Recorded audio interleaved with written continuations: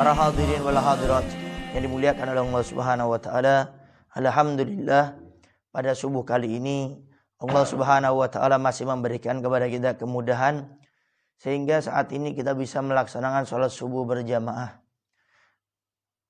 Mudah-mudahan Allah Subhanahu wa taala selalu memberikan kepada kita kemudahan untuk bisa melaksanakan sholat subuh berjamaah, begitu juga dengan sholat-sholat fardu yang lainnya insyaallah. Amin. Amin ya rabbal alamin.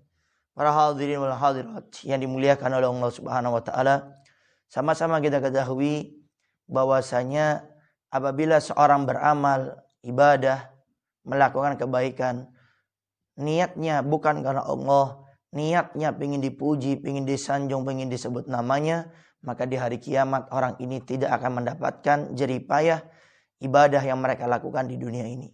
Karena amal yang diterima oleh Allah hanyalah amal yang dilandasi karena ikhlas karena Allah Subhanahu wa taala. Lalu sekarang bagaimana kalau seandainya tatkala kita akan melakukan suatu amalan ibadah, kebaikan, kita sudah meniatkan dengan niat yang baik. Kita sudah menyiapkan dan menata dan menjaga hati kita agar niat kita ini hanya karena Allah Subhanahu wa taala.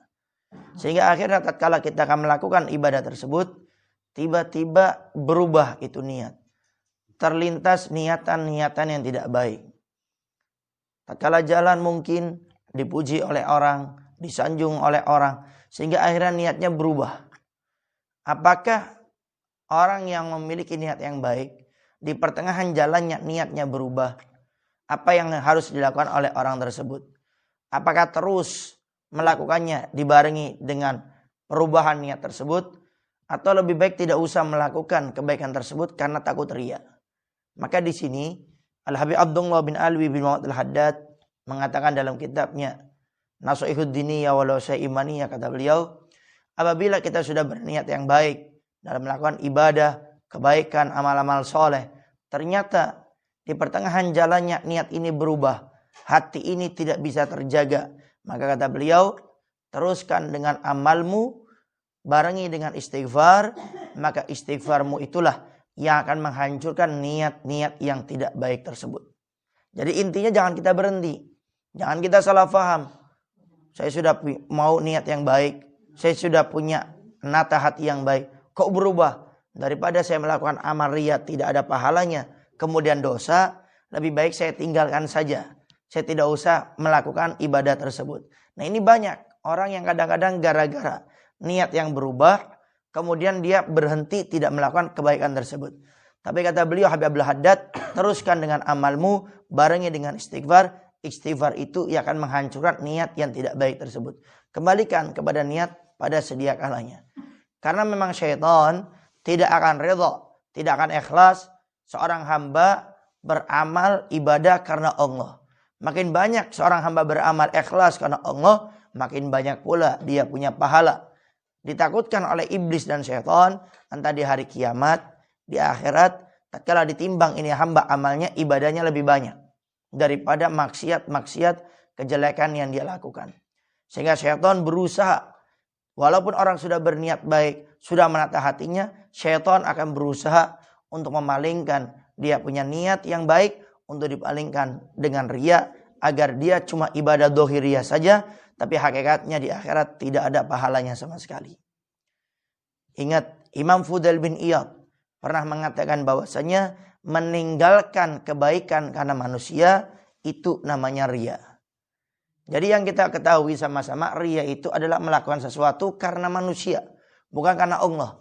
Tapi Imam Fudail bin Iyad juga mengatakan meninggalkan kebaikan karena manusia itu namanya riya. Kenapa? Al-Habib Abdullah bin Alwi bin Muhammad Al-Haddad juga mengomentari atas apa yang disampaikan beliau.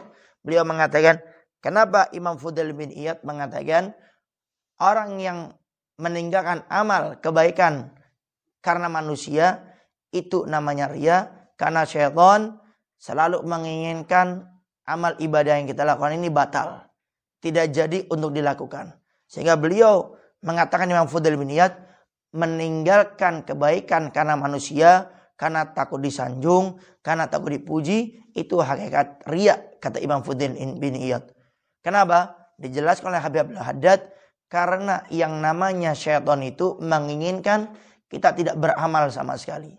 Sehingga tatkala ditimbang di akhirat, dosa kita lebih banyak daripada amal ibadah kita.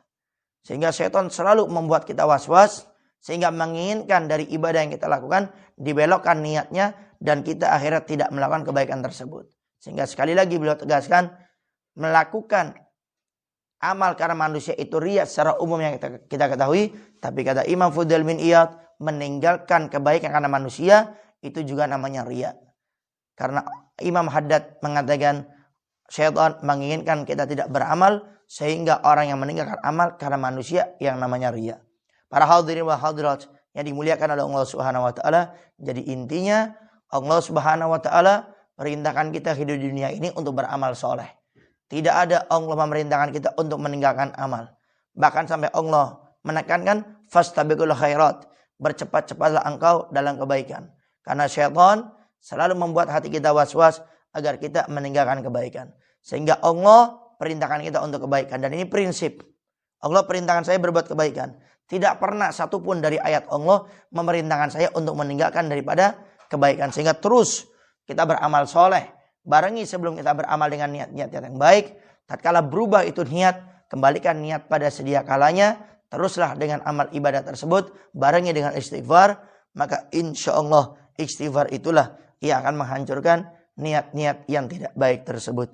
Para hadirin wal hadirat yang dimuliakan oleh Allah Subhanahu wa taala, itu saja yang bisa Al-Faqir sampaikan. Kurang lebihnya Al-Faqir minta maaf. Mudah-mudahan amal-amal ibadah yang selama ini kita lakukan diterima oleh Allah Subhanahu wa taala, dan Allah jauhkan kita daripada niat-niat yang tidak baik dalam ibadah kita, dan mudah-mudahan di akhirat kita bisa memetik daripada manisnya ibadah kita dengan surganya Allah Subhanahu wa taala. Amin. Amin ya rabbal alamin. Itu saja yang bisa Al-Faqir sampaikan. Kurang lebihnya Al-Faqir minta maaf dan mohon doanya selalu. Akhirul kalam. Wassalamualaikum warahmatullahi wabarakatuh.